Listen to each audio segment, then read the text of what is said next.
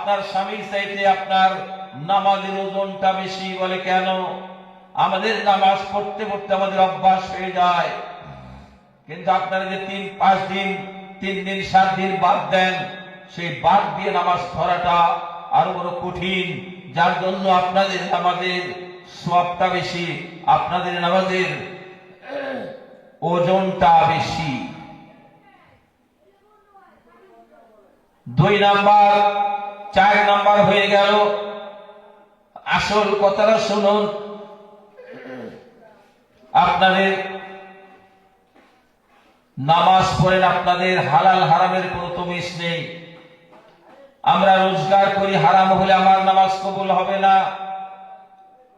আপনার স্বামী রোজগার করে, আপনার স্বামী রোজগার করে, চুরি করে না ডাকাতি করে না হাইজ্যাক করে না কিডন্যাপ করে না দালালি করে না হারামি করে, 5 কেজি চাউল নিয়ে আসলো, মাছ নিয়ে আসলো, আপনার স্বামীর জন্য হারাম কিন্তু আপনার জন্য হালাল। যার জন্য মা এবং বোনেরা, আপনাদের জান্নাতে যাওয়াটা খুবই সহজ, কিন্তু আপনারা দানও বেশি করেন। কেন দান বেশি করেন?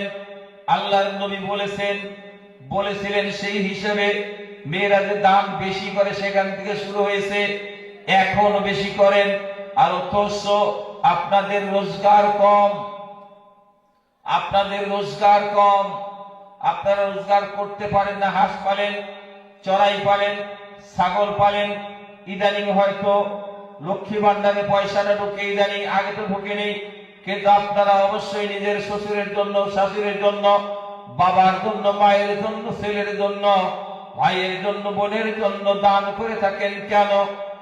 আল্লাহর নবী হুজুরে করিম সাল্লাল্লাহু আলাইহি সাল্লাম বলেছেন যে তোমার বাবা মা যদি কবরে শায়িত, তোমার আত্মীয় স্বজন যদি কবরে শায়িত, তাদের কবরটা জান্নাতুল ফেরদাউসের টুকরো করার জন্য নামাজ তো কার্যকর নয়, রোজা তো কার্যকর নয়, হজ তো কার্যকর নয়, যতটা কার্যকর হলো দান।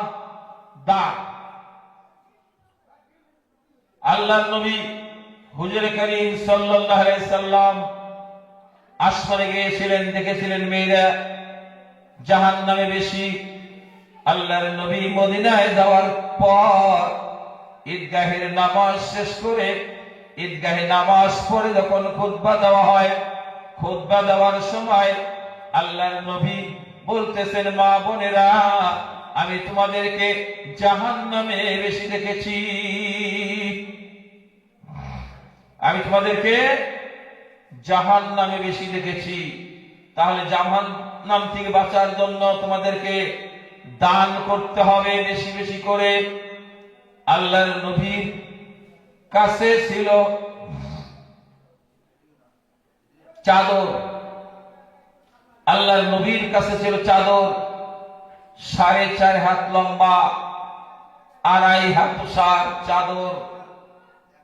সেই চাদর হযরত বিলালকে দিলেন, হযরত বিলালকে দিলেন, যাও মা বোনদের কাছে যাও, তারা দান করবে।